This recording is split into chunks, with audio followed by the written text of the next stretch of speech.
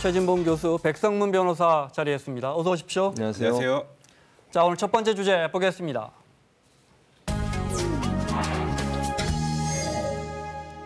정부의 국민연금 개혁안이 나왔습니다. 물론 안입니다. 안 결정된 게 아니고 일단 국민연금 내는 돈을 안 올리고 그래서 받는 돈도 그대로인 안이 유력해 보입니다. 그게 1안 2안인데 그럼 이게 무슨 개혁안이냐.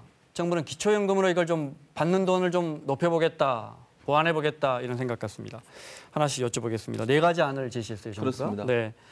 근데 국민들 입장에서 제일 궁금한 게 그래서 내가 지금 매월 내는 거 지금도 힘든데 이거 더 내는 거야? 이것부터 설명해 주시면. 첫 번째, 두 번째 안은 더 내는 게 아닙니다. 그대로입니까? 그대로 네. 9%죠. 네. 그리고 이제 받는 돈도 그대로예요. 네. 40%를 그대로 가져가는 거고. 다만 두 번째 안은 뭐가 있냐면 네. 기초연금이라고 하죠. 기초연금을 올리는 겁니다. 어르신들 받으시는 그렇죠. 거죠. 실제적으로는 좀 올라가는 성과가 있을 수 있겠죠. 예를 들면 네. 기초연금을 올리는 거니까. 어쨌든 어쨌든 받는 돈이 늘어난다. 그렇죠. 네. 2021년부터 40만 원으로 올리기로 했거든요. 네. 그렇게 된다고 하면 이 안 같은 경우에는 내는 돈은 똑같지만 기초연금까지 만약에 계산을 하게 되면 네. 약간 올라가는 그런 성과가 낸다고 볼 수 있겠죠. 자, 1안 2안에 대해서만 설명해 주셨습니다. 보험 요율이라는 게 내가 그러니까 지금 100만 원 벌면 9%, 9만 원 정도를 물론 회사 다니는 사람은 4만 5천 원 회사가 또 그렇죠. 절반 내주니까 4.5%지만 네. 그래서 9%인데 요 안을 그대로 유지하는 국민들 입장에서 1안 2안으로 되면 일단 더 내는 돈은 없다. 없죠. 거기까지 알겠습니다. 그다음에 소득 대체율은 40%. 소득 대체율 40%란 말은 내가 젊었을 때 매월 100만 원 받았다면 네. 국민연금으로 40%니까 40만 원 40만 원 주고. 드려요인데 국민분들이 저 부분을 제일 납득 못 하시는 것 같아요. 무슨 40%야? 20%도 안 되는 것 같은데? 네. 20%가 보통 안 되지 않을까요? 네. 왜냐하면 네. 저 소득 대체율 40%라는 개념은 네. 말 그대로 40년, 국민연금에 40년을 가입을 했을 때 네. 그랬을 때 40%가 나오는 거니까. 아, 그렇군요. 근데 실제로 국민연금 가입한 거 평균 네. 대략 한 17년 정도 되니까요. 네. 그러면은 절반도 안 나오는군요. 40%가 아니라 20%도 안 나오는 20%도 안 거죠. 되는군요. 네, 그런 거죠. 그러니까 이제 알았습니다. 소득 대체율이라는 게 45% 이게 또 낮춰져서 네. 다음에 40%까지 40% 로 내려간다는데 그러면 내가 젊었을 때 그래도 한 달에 한 500만 원을 벌었는데 5, 4, 20, 200만 원은 줘야지 왜 이거 결국 50만 원, 60만 원 주나 한 게 가입 기간이 그렇죠. 40년을 채웠다는 기준으로 걸 전제로 했을 때 40%가 되는 겁니다. 거기까지 알았습니다. 네. 정리하면 1안 2안대로 하면 내는 돈은 그대로다. 이거 중요하니까요. 그렇죠. 네. 1안 2안대로 하면 그렇죠. 네. 받는 돈은 내는 돈 그대로면 받는 돈은요. 받는 돈은 지금 현행 45%지만 이제 점진적으로 40%로 줄지 않습니까? 지금 그렇게 돼 있죠. 원칙적으로 네. 이제 국민연금을 통해서 받는 건 줄어들죠. 네. 근데 지금 기초연금이 어쨌건 2021년까지 30만 원, 현행 25만 원에서 30만 원으로 인상하기로 돼 있으니까 네. 이제 그대로 하면 이제 일한대로 하면 그냥 국민연금은 그대로 받고 표를 한번 다시 보여주십시오. 네. 네. 기초연금에서 5만 네. 원을 더 받는 건데 네. 이제 그러면은 노후에 사실 안정된 생활하기 좀 힘들다 이런 얘기들이 나오지 않습니까? 네. 그래서 말하는 게 이안입니다. 네. 그러니까 이안은 지금 원래 2021년까지 30만 원까지 하기로 한 거에다가 10만 원을 더 얹자 기초연금을 네. 더 주자. 근데 문제는 10만 원 기초연금 어디서 나오나요?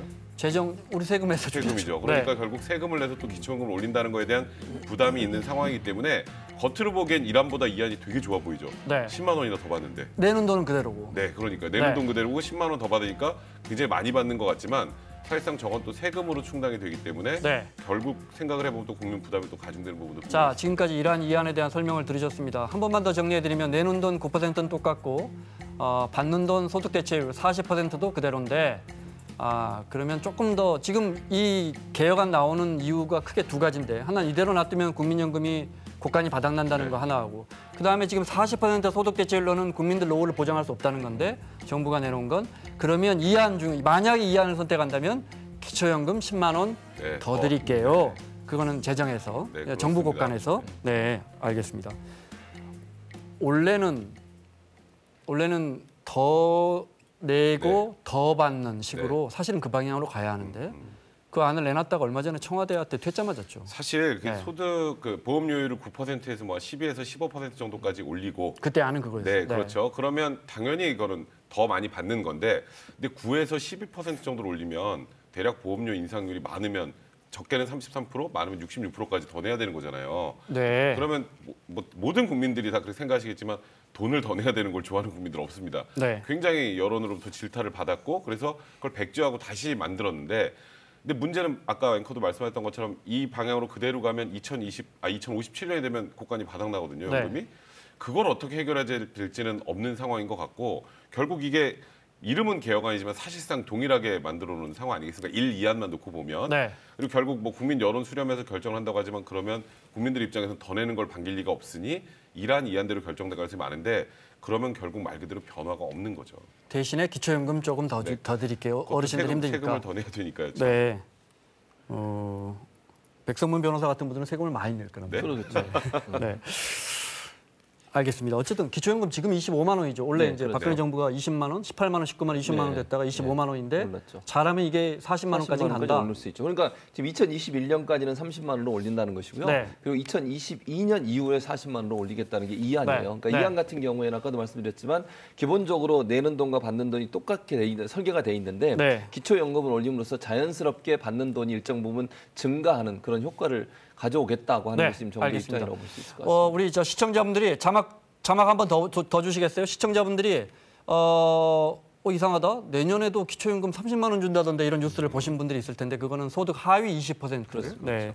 10명 어르신들 65세 이상 어르신들 10명 중에 2명만 30만 원으로 일단 점진적으로 올리기로 했는데 어쨌든 이걸 좀 당기고 더 준다. 그렇죠. 그것도 물론 아닙니다. 네. 아직 결정되지 않았습니다. 국민연금 하면 우리가 낸 것보다 훨씬 많이 받는다. 이건 알고 네. 있습니다. 그래서 고감이 바닥나는 것도 알고 있고요. 네. 그런데 많은 분들이 배우자가 나도 국민연금 뭐 맞벌이 하면서 네. 나도 국민연금 냈고 남편도 국민연금 직장생활하면서 몇십 년을 넣었는데 남편이 먼저 세상 떠나버리면 그 돈 나한테 몇 % 안 주더라. 이 불만이 많았거든요. 그러니까 사실 이제 네. 본인도 수령을 하고 배우자도 수령하는 경우에 배우자가 사망을 하면 유족연금이라서 한 30%만 지급을 했었어요. 네. 이제 그러다 보니까 배우자가 사망하면 생계가 더 막막해지는 상황이 될 수도 있는데 이 중복해서 지급을 안 해주니까 30%만 지급을 해주다 보니까 네.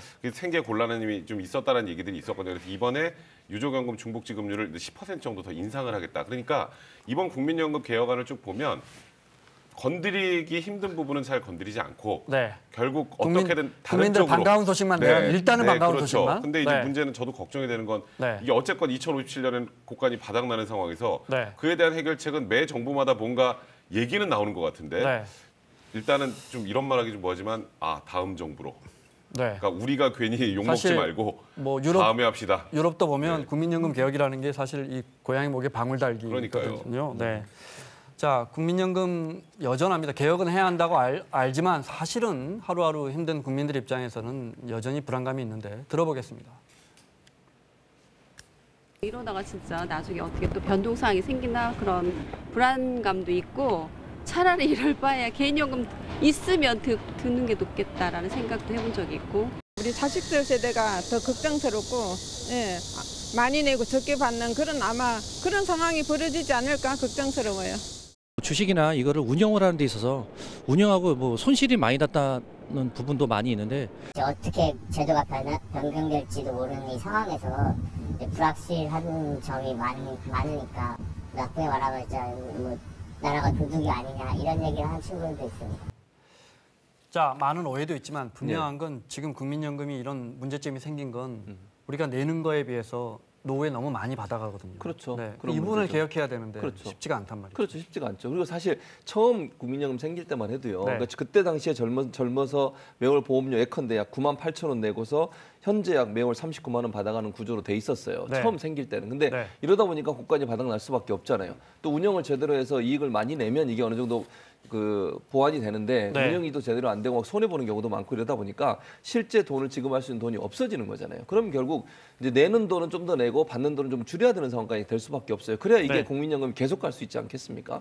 그런데 이제 그런 부분을 국민들이 받아들이기가 어려운 거죠. 내가 왜 젊었을 때 많이 냈는데 내가 나이 들어서는 조금밖에 못 받는다고 하면 그 네. 자체를 받아들이기 힘든 거 아니겠습니까? 네. 그래서 그걸 누군가는 해야 되는데 어느 정부든 이 문제가 아까 말씀하신 고양이 목에 방울 달기 같은 그런 아주 폭탄 돌리기와 비슷하게 되다 보니까 네.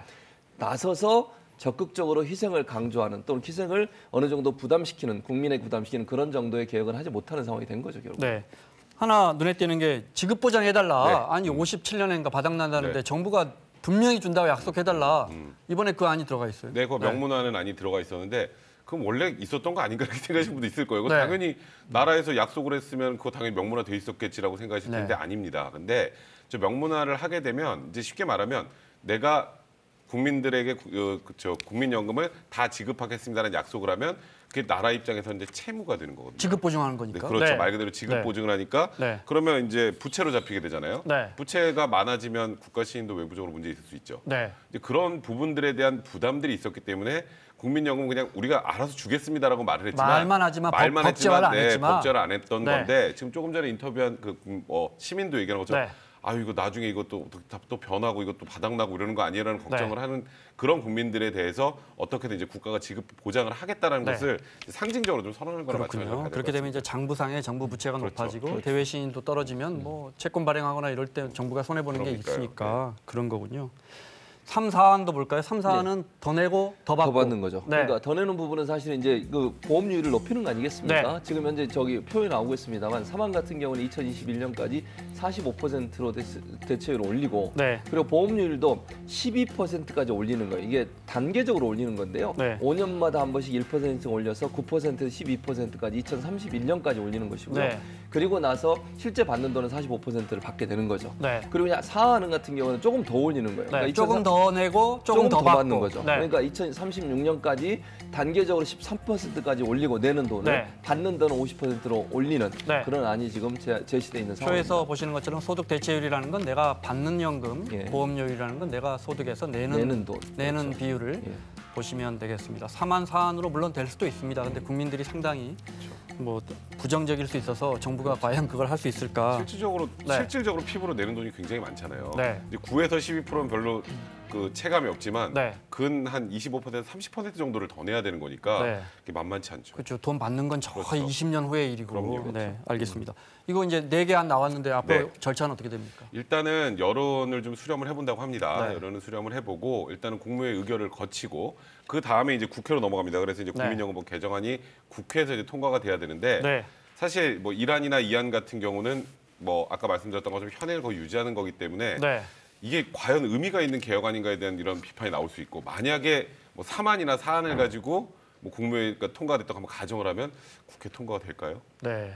이제 그런 부분들을 생각하면 이 역시도 좀 쉽지 않은 그런 상황입니다. 알겠습니다. 진짜 쉽지 않군요. 국민연금 개혁이라는 게.